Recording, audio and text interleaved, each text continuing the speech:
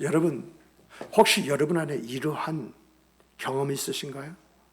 누군가 나에게 상처를 줬는데 시간이 한참 지났어요. 그런데 그 상처가 가끔 머리에 스물스물 떠올라요.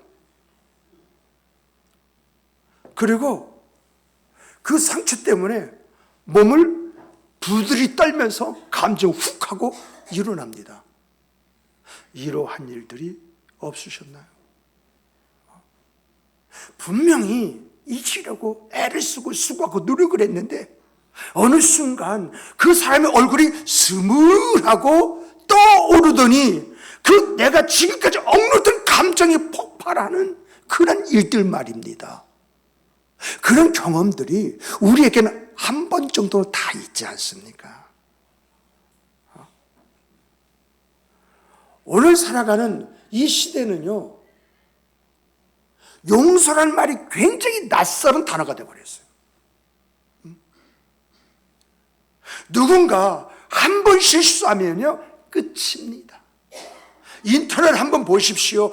누군가 실수하면 집요하게 그 사람을 물고 떨어지면서 그 사람을 어디까지 몰아넣어요? 죽음에까지 몰아넣는 이런 일들 우리가 보지 않습니까?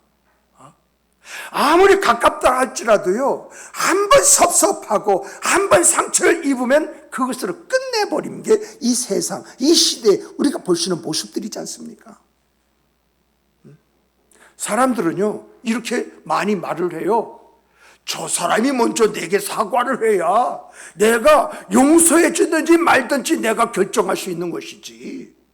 저 사람이 변해야만이 내가 그 다음에 어떤 행동을 취할 수 있는 것이지. 저 사람이 변하지 않았는데 내가 무엇을 어떻게 할 수가 있는가? 중요한 것은요, 이런 마음이 우리에게는 없습니까? 하나님이요, 용서하라고 하셨기 때문에 마지못해서 용서하고 싶은 마음이 있다 할지라도 내가 먼저 용서하면은 내가 치는 것 같고, 내가 먼저 용서하면은 내가 손해를 보는 것 같아서 망설여지는 그런 일들이 우리 안에 없습니까? 베드로 안에도 이런 마음이 있었습니다. 그런데 오늘 본문 그 전을 보면은 주님께서 용서하라는 말씀을 하셨어요. 그래서 베드로가 그런 용서라고 하는 주님의 말씀을 듣고 생각하기를, 그리고 말하기를, 주여, 형제가 내게 범죄하면 몇 번이나 용서해 줘야 되나요? 7번까지 하면 되겠습니까? 당시 유대인의 전통에서는요, 3번까지는 용서해 주라고 하는 그런 이야기가 있어요. 그러므로 베드로는 주님의 말씀을 듣고 3번씩이 아니고 그보다 조금 더 그래가지고 주님 7번이라고 하는 그 말을 하게 된 것이지요. 어쩌면은요, 베드로는 이런 말을 하면서 주님 이 정도면 충분하지 않습니까? 이런 생각을 가지고 이야기했을 수 있습니다. 그런데 우리 예수님은 전혀 예기치 못한 말씀을 하시잖아요.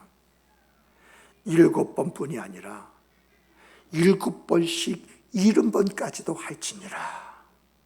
이 말은요, 우리가 숫자로 77, 49, 490번 용서해라 이런 말이 아닙니다. 용서는요, 횟수를 세감해서 할 수 있는 성질의 것이 아니라 너는 용서하는 사람으로 살아라, 그 이야기예요. 왜 예수님은 도대체 이런 말을 한 것입니까? 우리가 이런 말을 들을 때에 정말 이게 가능한 이야기입니까? 우리 그렇게 할 수가 있어요? 그런데요, 예수님은요, 우리의 이런 생각을 아시고 다음 같은 말씀을 하십니다. 자, 베드로는 몇 번이라고 물었습니다. 이 말은 용서의 한계는 있어야 된다, 이것이 우리의 생각입니다. 그런데 예수님은 뭐라고 이야기하시냐? 어떤 임금이 종들과 함께 회개를 하게 되어지는데 1만 달란트 빚진 자가 있다. 여러분, 이 1만 달란트는요, 본이 살아 생전에 갚을 수 없는, 이게 대물림이 되면 자식과 손자까지 이래서 이것을 물어내야 할 액수예요. 그러니까 사람이 감당할 수 없는 돈을 빚졌다는 것입니다. 그래서 그 종이 불림을 받자 이젠 끝났다라고 하는 그런 생각, 더 이상 길이 없다고 하는 그런 생각 때문에 무릎을 꿇고 용서를 구합니다. 정말 임금이시여, 임금의 그 깊은 아량으로 나를 용서해 주시지 아니하면 내가 이 문제를 해결할 방법 길이 없습니다. 간절하게 이야기하니까 그 임금이 그 빚 전체를 탕감해 주었다고 이야기하고 있습니다. 그런데 종이 나가다가 100데나리온 빚진 그러한 동료 하나를 만났습니다. 100데나리온은요, 당시 하루 일당 1데나리온 한다면 몇입니까? 100이면 결국 3개월 10일치. 3개월 10이면 갚을 수 있는 그 돈입니다. 그런데 그 돈을 갚지 아니했다 해가지고 1만 달란트나 탕감받고 나온 사람이 100데나리온 빚진 사람을 멱살 잡고 내게 빚진 돈 내놔 하고 감옥에 가뒀다는 거 아니겠습니까? 이런 비유를 통해서 지금 예수님이 우리에게 보여주고자 알려주고자 하는 그 말씀이 무엇인가요? 여러분과 저는요, 하나님 앞에 씻을 수 없는 그 죄를 지은 1만 달란트 빚진 그런 사람이라는 거예요. 용서받을 수 없는, 우리가 살아서 갚을 수 없는 그런 죄를 우리는 짓고 살아가는 사람들이라는 거예요. 그런데 그 죄를 주님께서 십자가에서 다 탕감해 주셨습니다. 주님의 보혈로 우리의 빚을 깨끗하게 갚아주셨습니다. 그렇다면 여러분과 제가 우리 형제 자매들에게 받은 상처, 그리고 내 마음에 좀 억울해, 그 억울한 감정, 이게 1만 달란트 앞에서 얼마나 되겠습니까? 성경이 지금 우리에게요 말하고자 하는 것 이것이에요. 용서를 말씀하시고 베드로의 그 질문 앞에 이 달란트 빚진 자 있지 않습니까? 그 이야기를 들어서 하고자 하는 말씀이 너희는 누구냐? 너희는 누구냐는 겁니다. 그런데 오늘 우리들이 100데나리온 빚진 그 사람 앞에 내가 가질 태도가 과연 옳으냐라고 하는 것입니다. 이런 말씀을 들으면서 우리 가운데 이렇게 생각하시는 분도 있을 수 있습니다. 무슨 말씀인지 알겠다. 그러나 그렇게 하면 내게 손해가 아니냐.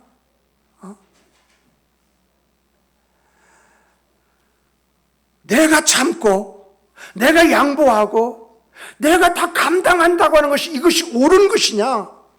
이런 의문 속에서 아니야. 이렇게 결정을 내리는 분도 있다는 것입니다. 그런데 성경은요 이렇게 말하지 않습니다. 용서는요 내가요 손해를 감수하는 것이 아니다. 이미 내가 받은 은혜가 어떤 것이냐, 그 은혜의 크기를 한번 살펴봐라. 그 은혜의 크기가 어떤 것이 안다고 한다면 자연스럽게 용서라는 것은 너의 말과 너의 생과 삶 속에 흘러나오는 것이다. 그래서 용서라는 것은요 상대방의 태도에서 결정되는 것이 아니라 네가 얼마나 큰 은혜를 받았느냐, 네가 얼마나 큰 용서를 받았느냐, 네가 어떻게 해서 하나님의 자녀가 되었느냐, 이걸 생각한다면 용서라는 것은요 자연스러운 것이다. 이걸 이야기하고 있다는 것입니다. 이런 이야기가요 성경 여기저기 있어요. 예배소서 4장 23절에 보면요 이런 말이 있습니다. 서로 친절하게 하며 불쌍히 여기며 서로 용서하기를 용서하기를 뭐라고 이야기하냐? 하나님이 그리스도 예수 안에서 너희를 용서하신 같이 해라. 뭐가 우선순위입니까? 뭐가 전제가 되어 있습니까? 내가 서로 친절하게 하고 내가 불쌍히 여기고 내가 서로 용서를 해야 되는데 왜 내가 이렇게 친절하고 불쌍히 여기며 용서해야 되느냐라고 할 때 네가 먼저 그리스도 예수 안에서 하나님 앞에 사죄의 은혜를 받은 사람이다. 네가 용서를 받은 줄 아느냐? 너의 그 모든 문제가 깨끗하게 해결된 줄 아느냐? 그렇다면 당연하게 너도 서로 친절하게 하고 불쌍히 여기고 용서하는 것 당연한 거 아니냐? 정말 용서가 사실보다 앞에 오지 않습니까? 그리고 그 결과로 서로 용서해라. 용서는요, 율법의 의무가 아니라 내가 받은 은혜에 대한 응답입니다. 성경이 이것을 이야기를 하고 있어요. 이런 말씀을 제대로 받아들이는 방법은요, 용서를 의무감이 아니라 나는 이미 하나님으로부터 모든 죄와 허물을 용서받은 사람이다. 여기에서 출발해야 된다라고 하는 것입니다. 그런데 여러분, 이게 현실적으로 가능한 일입니까?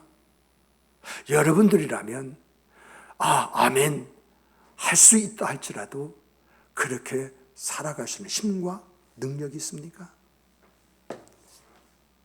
오늘 이런 의문을 가지고 있는 우리들에게요, 성경은요 많은 예화를 이야기해서 그런 일이 그 당시 있으면 오늘도 있을 수 있다, 앞으로 미래에도 그런 일은 반드시 있다라고 하는 것을 이야기해 주는 것이 성경이잖아요. 그래서 성경은 많은 부분에 ing 진행형으로 되어 있잖아요. 이런 일이 과거도 있으면 오늘도 있고 앞으로도 있게 된다. 중요한 것은 너에게 이 믿음이 있느냐라고 하는 이야기잖아요. 이러한 것을 보여준 사람이 스데반 집사입니다. 스데반 집사의 이야기를요, 말씀을 준비해서 다시 한번 읽어보는 가운데 그 깊이 속에서 나도 모르게 주여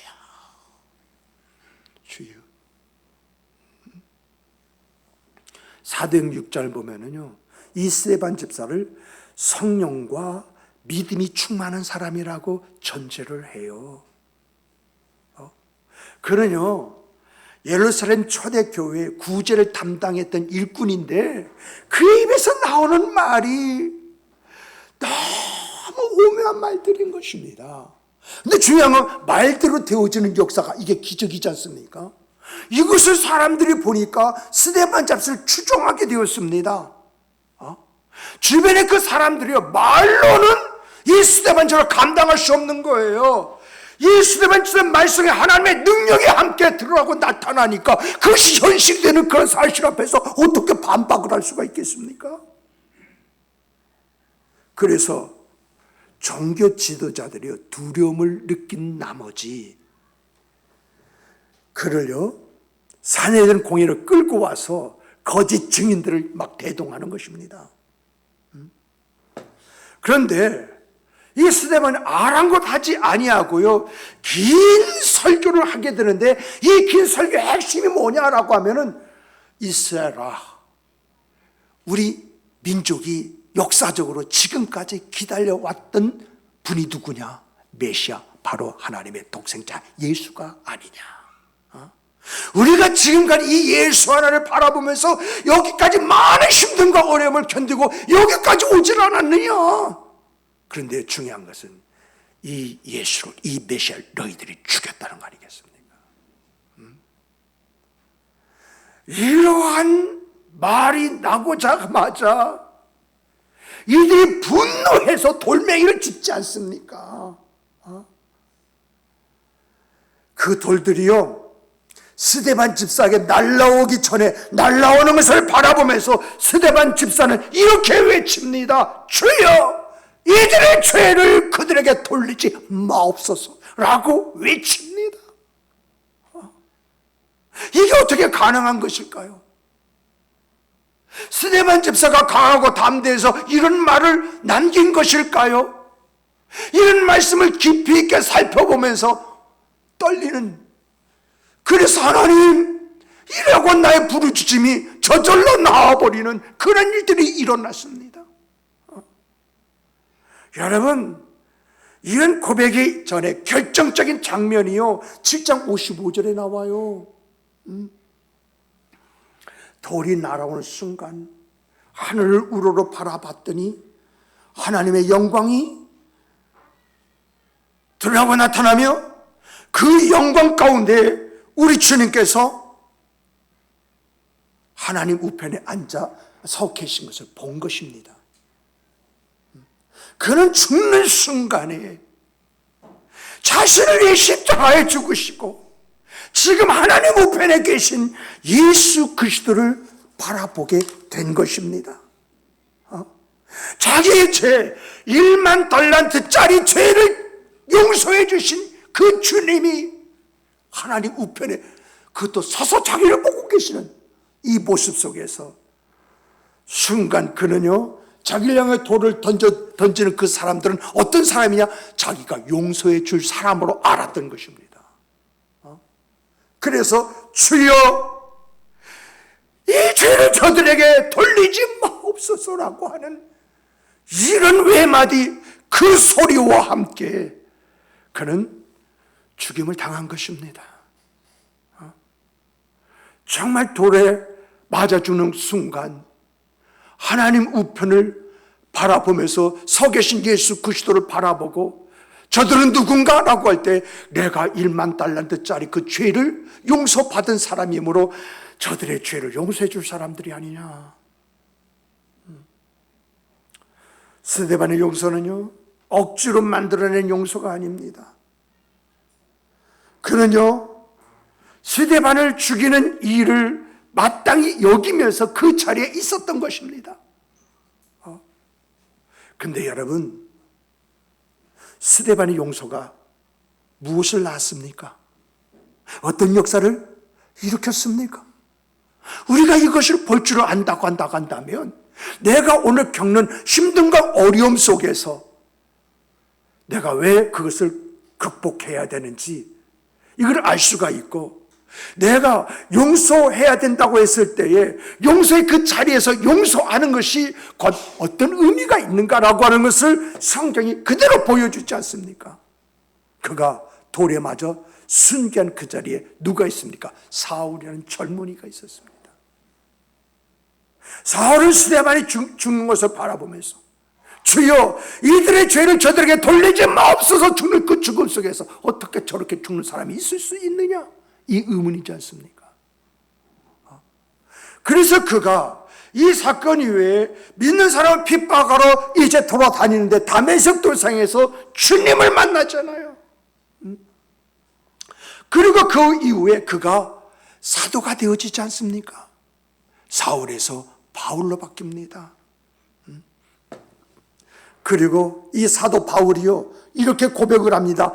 내가 전에는 비방자요, 박해자요, 폭행자이었으나 그러나 내가 긍휼함을 입었노라. 스데반의 죽음은요, 아무런 의미 없이 개죽음하듯이 죽은 것이 아니라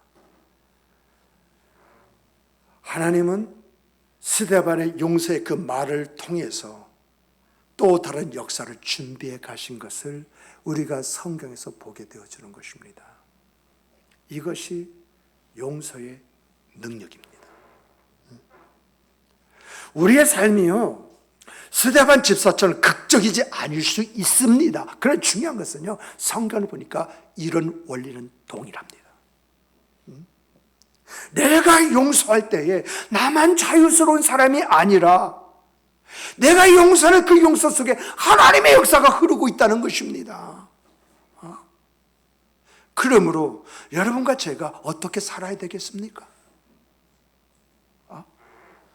용서는요, 내 감정이 정리될 때까지 기다리는 것이 아닙니다. 솔직히 말하면요, 용서는요, 감정에서 오지 않습니다. 용서는요, 결단에서 오는 것입니다. 왜요? 결단하면 내 안에 누가 계세요? 성령이 계시잖아요.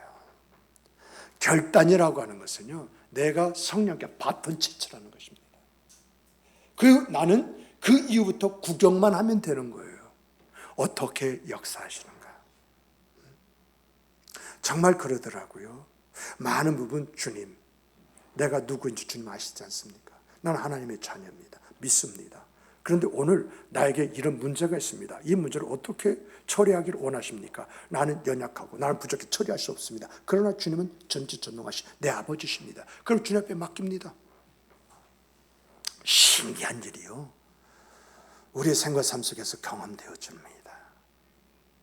그저 내가 용서하기로 결단하고 주여 하고 주를 찾았을 뿐인데, 내 안에 계신 성령께서 역사하시는 그 역사가 나의 나됨을 완성시켜 나가는 것입니다. 이게 성경입니다. 그러므로 여러분, 이런 말씀 앞에서 내가 실천적인 모습을 갖는다 한다면 내가 어떻게 가질 수 있겠습니까? 이런 설교를 들으면서 아니, 그런 사람도 용서하란 말이야? 이렇게 떠오르는 그런 사람이 있습니까? 그러면요, 그 사람의 이름을 부르면서 주님, 저는 용서받은 사람입니다. 나는 1만 달란트의 용서를 받은 그러한 사람입니다. 이런 용서가 나로부터 저 사람에게 흘러가게 해주십시오. 이런 마음 가지시고 이런 마음을 고 한번 기도 한번 해보십시오. 처음에는요, 이런 말이 나오지 않을 수 있습니다. 그러나 중요한 것은요, 그래도 괜찮습니다. 그러나 중요한 것은 억지로라도 한번 해보려고 하십시오. 제가요, 이런 내용들을요, 여기저기서 찾아보는데 억지로라도 하는 척을 해라. 그러면 그 하는 척 속에서 성령의 역사가 너를 만들어간다. 야, 이런 글이 여기저기 있는 것을 보면서 그래, 척이라도 하자. 척이라도. 그러면 성령께서 내 안에서 역사하신 역사를 내가 볼 수 있고 내가 그 체험 속에서 아멘, 할렐루야 라고 하는 그 고백을 스스럼 없이 할 수 있지 않느냐라고 하는 것입니다.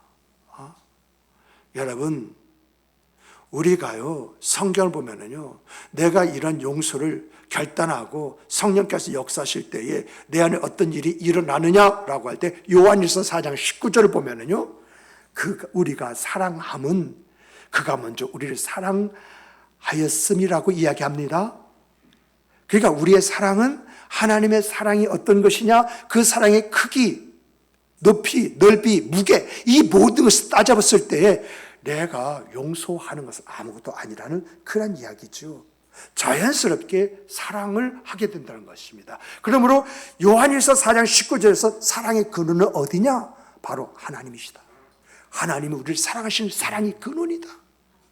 그러므로 우리가 사랑하게 되었다라고 하는 이야기인데요, 성경은 이런 이야기를 통해서 하는 말이 뭐냐? 예수는 마태복음 9장 5장 9절에서요, 화평케 하는 자는 복이 있나니 그들이 하나님의 아들이라 일컬음을 받으리로다. 이야, 여러분, 이걸 어떻게 받아들이고 어떻게 해석하고 그래야 되는 것입니까?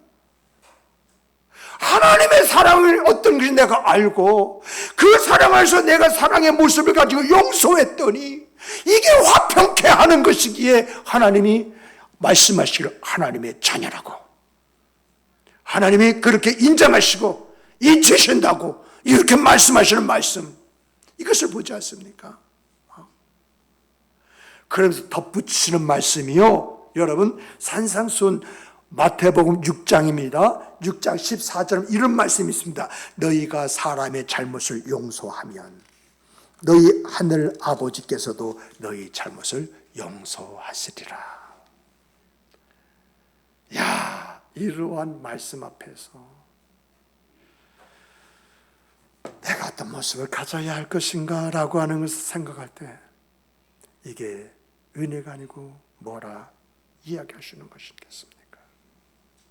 사랑하는 성도 여러분, 우리가요, 용서하지 못하는 이유가 있다고 한다면요, 그것은 우리가 의지가 약해서 용서하지 못하는 것이 아니라 내가 하나님께부터 받은 사랑이 어떤 것인지 그 크기와 그 무게를 느끼지 못했기 때문에 내가 용서하지 못하는 바로 그것은 아니겠습니까? 그런데 내가 얼마나 큰 은혜를 입고 용서를 받은 사람인가? 그 하나님의 사랑이 어떤 것인가? 이것을 느끼고 알고 있다고 한다면 또한 용서하지 못할 것이 어디 있겠습니까? 정말 여러분과 제가 지은 그 죄를 우리 주님은 규모하게 1만 달란트 빚진 자라고 말을 합니다. 그런 우리들이 100데나리온 빚진 자들을 용서하지 못한다고 한다면 그것이 옳으냐? 그러나 너희들이 이런 것을 알고 용서한다고 한다면 바로 네가 내 사랑을 아는 사람이고 이 사랑을 알고 행하기에 내 자녀이고 또한 네가 어떤 죄를 지었든지 간에 내가 너를 용서한다. 이게 이어져 있지 않습니까? 정말 여러분과 제가 어떻게 살아야 하는 것입니까? 정말 이런 말씀 앞에서요, 나를 봅니다. 그냥 주님, 내가 어떻게 하기를 원하십니까? 질문이 나오면서 이미 답은 정해졌기에 그렇게 되기를 원합니다. 이것이 나의 생과 삶이 되기를 원합니다. 주님, 나를 붙잡아 주시옵소서. 인도해 주시옵소서. 그저 용서한 사람이 되려고 힘을 기르기보다는 하나님의 사랑이 얼마나 큰지 이걸 확인하며 살아가는 내가 되게 해주시옵소서. 그 하나님의 사랑을 확인하면 그 사랑을 확인하는 확인 속에서 내 모습이 나오지 않습니까? 내가 말씀을 모른다 할지라도 성령이 내 모습 속에 역사하시는 역사가 충만이 아니겠습니까? 이러한 체험들이 오늘 살아가는 여러분과 제 삶 속에 있는 은혜가 되기를 주님의 이름으로 축복합니다. 축복합니다. 이 경험 속에서 한번 살아보십시다. 이게 어떤 것인지 체험 속에서 한번 말을 해보는 여러분과 제가 되기를 주님의 이름으로 축복합니다. 축복합니다. 우리 함께 주시는 말씀 가지고 기도하십시다. 정말